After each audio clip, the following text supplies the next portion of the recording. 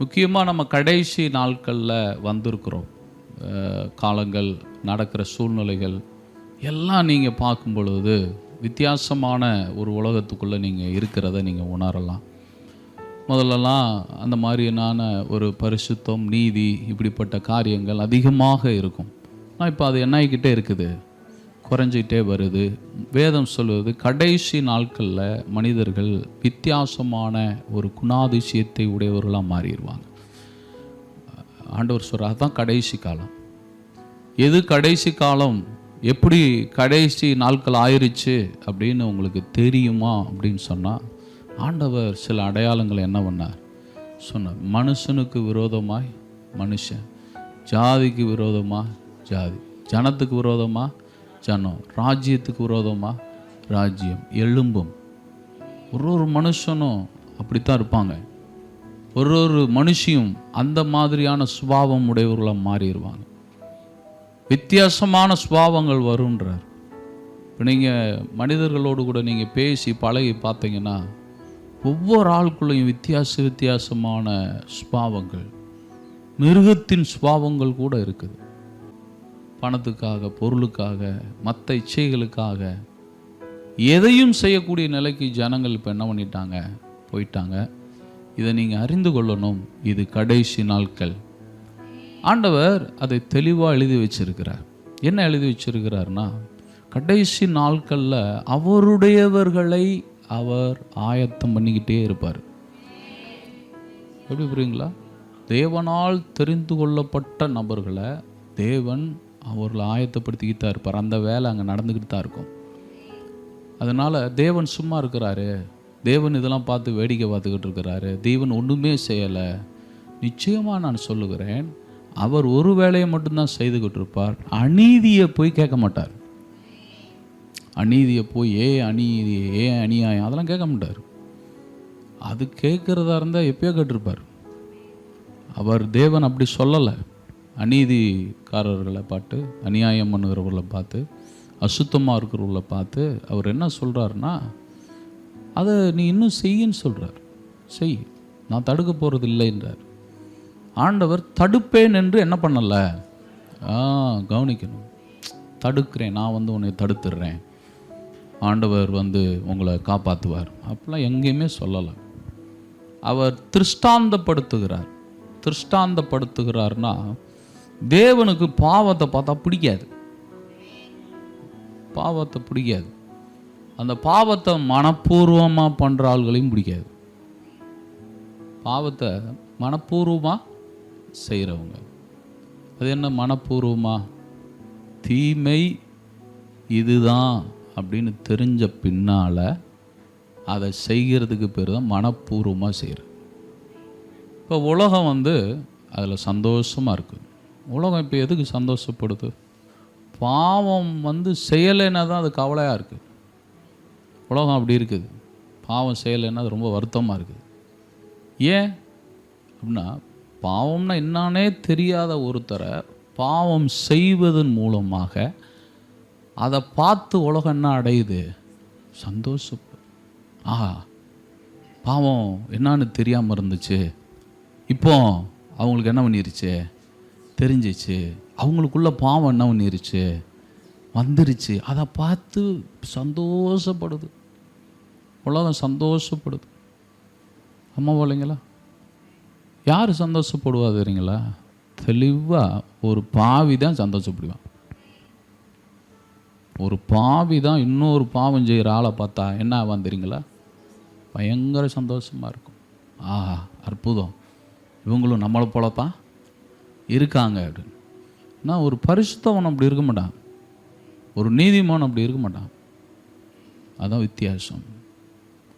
லோத்து ஊரில் பாவம் செய்வதற்கு லைசன்ஸு. இப்போ நம்ம இந்தியாவில் கூட அது லைசன்ஸ் இருக்குது, தெரியுமா உங்களுக்கு? கவர்மெண்ட்டு லைசன்ஸ் கொடுக்குது. ஒரு சில ஸ்டேட்ஸ்கள், இந்தியாவில் 3 மாநிலங்கள் லைசன்ஸ் கொடுத்துருக்குறாங்க.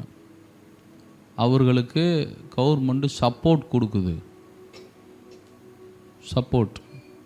சப்போர்ட்னா நம்மளுக்கு எப்படி ரேஷன் கடையில் கொடுக்குறாங்களோ அது மாதிரி அவங்களுக்குன்னு தனி ஒரு சலுகையை கவர்மெண்ட் என்ன பண்ணுது, கொடுக்குது. என்ன சலுகை, என்ன இது, எதுக்கு அப்படின்னா பாலியல் தொழில் செய்கிறவர்களுக்கு.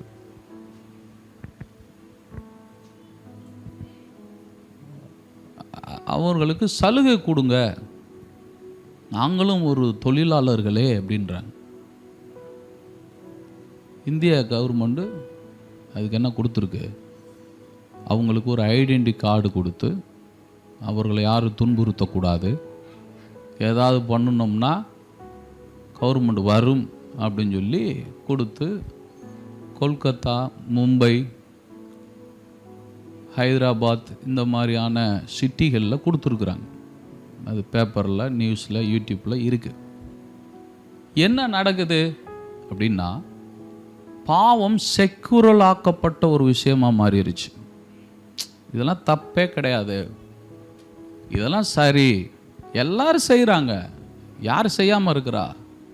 அப்போ செய்கிறவர்களுடைய எண்ணிக்கை அதிகமானதுனால அவர்களுக்கே ஒரு பாதுகாப்பு கொடுக்குற நிலைமைக்கு வந்துருச்சு. எப்படி விளங்குதா? அதை தான் ஆண்டவர் சொன்னார், கடைசி நாட்களில் பாவம் பெருகி போகும், அக்கிரமம் பெருகி போகும்.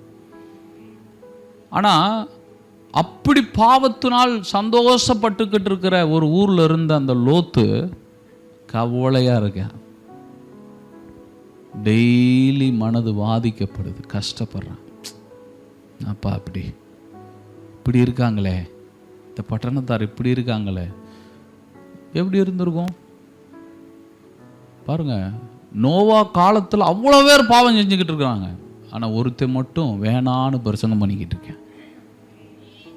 பார்த்தீங்களா எப்படின்னு வித்தியாசம்?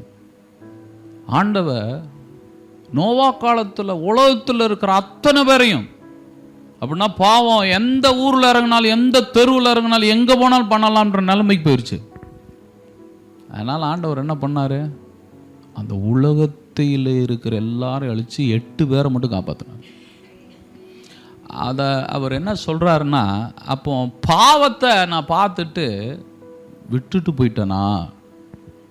இல்லை, அந்த பாவத்துக்கான பனிஷ்மெண்ட்டை நான் என்ன பண்ணேன், கொடுத்தேன்.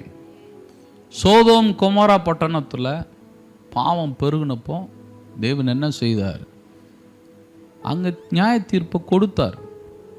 ஆனால் அதுக்கடுத்து எங்கேயுமே கொடுக்கல. கொஞ்சிங்களா? அந்த 2 மட்டும் கொடுத்துட்டு நிப்பாட்டிட்டார். அதனால் என்ன ஆகிப்போச்சு அப்படின்னு சொன்னால், எல்லாருக்கும் நியாய தீர்ப்புன்றது ஒன்று இல்லைன்ற நிலைமைக்கு வந்துட்டாங்க. நம்ம என்ன வேணாலும் பண்ணலாம், எந்த நியாய தீர்ப்பும் இல்லை. நம்மளை பரிசுத்தப்படுத்தி கொள்வதற்கான தருணங்களை நாம் என்ன பண்ணி கொண்டு இருக்கிறோம், இழந்து கொண்டு இருக்கிறோம். ஏன் இழக்கிறோம், ஏன் பரிசுத்தத்துக்கு ஒப்பு கொடுக்க முடியலை அப்படின்னு சொன்னால் ஒரே ஒரு விஷயந்தான், அந்த ஒளியின் ராஜ்யத்துக்குள் வருவோமானால் என் கிரியைகள் கண்டிக்கப்படும். இயேசு கிறிஸ்து அப்படி தான் சொன்னார். வாசித்து பாருங்க, யோவான் எழுதின சுவிசேஷ புத்தகம் 3ஆம் அதிகாரத்துக்கு வாங்க. அங்கே அற்புதமான ஒரு வார்த்தையை இயேசு கிறிஸ்து சொல்லுகிறார். 17வது வசனம், மன்னிக்கவும் 19வது வசனம்.